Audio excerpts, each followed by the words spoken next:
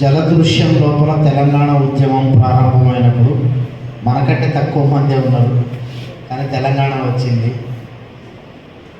ఇవాళ ఎక్కడ చూసినా బీసీలే, సమస్యలు కూడా బీసీలే. ఏ బీసీని కనిపించిన సమస్య చెప్తాడు, ఏ బీసీ టీచర్ చూసినా కుంభబాటుని చెప్తాడు. మరి ఇక్కడ వచ్చి ఆ విషయాన్ని మాట్లాడడానికి మనం దాచుకుంటే, మన మనసుని ఉంచుకుంటే, ఇవాళ మన మాజీ రిటైర్ అయినాక కూడా వచ్చి చాలా స్పష్టంగా మాట్లాడారు. ఉప్పలయ్య గారు మన డోర్నకల్ మండలంలో ప్రతి వేదిక మీద బీసీటీయూ వాయిస్ వినిపించారు. రండి, ఒక 5 నిమిషాలు, ఒక 2 పాయింట్లు మనం ఏం చేయాలి, కొన్ని నోట్ చేసుకుంటా ఉన్నాం. మీరు చెప్పారు, ఖచ్చితంగా నోట్ చేసుకొని రానున్న కాలం ఖచ్చితంగా బీసీ ఉద్యోగులదే, బీసీలదే. ఎవరన్నా ఎవరు కాదన్నా, ఎవరు అవునన్నా, ఇవాళ నల్గొండలో మీటింగ్ జరుగుతూ ఉన్నది. తండోపతండాలుగా వస్తూ ఉన్నారు. ఎక్స్పెక్ట్ చేసిన దానికంటే ఎక్కువ మంది వస్తూ ఉన్నారు. ఖమ్మంలో ఖచ్చితంగా పెద్ద హాల్ నిండే విధంగా భక్త రామదాస్ కళాక్షేత్రం 1000 కెపాసిటీ నిండే మీటింగ్ మనం బీసీటీయూ పెడతాం. మీరు దాన్ని మర్చిపోవద్దు.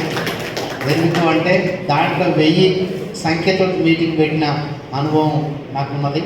ఇవాళ సరే కారణాలు ఏవైనా కావచ్చు, ఉపాధ్యాయులుగా ఇక్కడికి వచ్చినటువంటి వాళ్ళం 10 మందికి మెసేజ్ ఇద్దాం.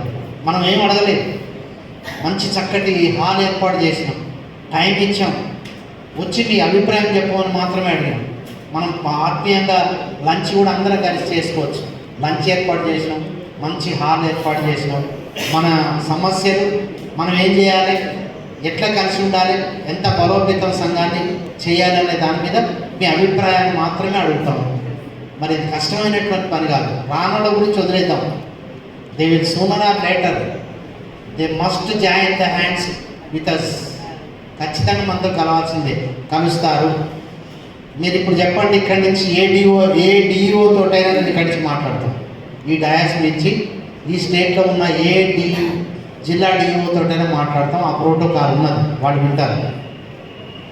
మరి అసలు సంఘ సభ్యత్వం లేని ఆయన ఒక 10 టర్ముల నుంచి ఓడి తీసుకొని హైదరాబాద్లో కూర్చుంటున్నాడు.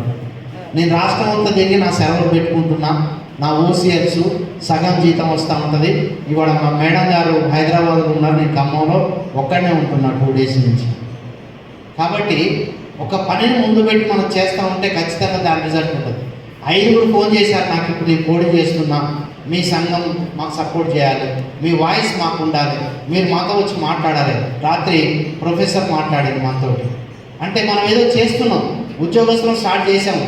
ఉద్యోగస్తులు ఒక నిర్మాణాత్మకమైనటువంటి కార్యక్రమాన్ని స్టార్ట్ చేశారు. బీసీ ఉపాధ్యాయుల ఒక మూమెంట్ స్టార్ట్ అయింది అని వాళ్ళు ఎక్స్పెక్ట్ చేస్తూ ఉన్నారు. మరి దానికి మనం స్ట్రెంథెన్ చేయాల్సిన అవసరం ఉన్నది. లేనట్టయితే అన్నీ మన చేతిలో ఉండి ఎవరికో ఆయుధాలు ఇచ్చినటువంటి పరిస్థితిలో ఉంటుంది. కాబట్టి మనము తక్కువగా ఇది మన మీటింగు, ఏ సంఘంలోనైనా పనిచేయండి. ఇవాళ మీటింగు ఎవరు పిలవలేదు, ఆటోకి మైక్ కట్టి ఇక్కడ వనభోజనం జరుగుతుందంటే పూర్వం పోతున్నాం, వెహికల్స్ అన్నీ అటే పోతున్నాయి, అన్నీ వైరాలు ఉంటాయి. కాబట్టి అది బతుకు సమస్య కాదు, అది మన విహార కార్యక్రమం, ఎంజాయ్మెంట్ కార్యక్రమమే తప్ప ఇది బతుకు కార్యక్రమం. కాబట్టి వచ్చిన వాడు తప్పనిసరిగా ఒక 2 నిమిషాలు వాయిస్ ఇవ్వండి. మరి ఆహ్వానిస్తున్నాము రావాల్సిందిగా.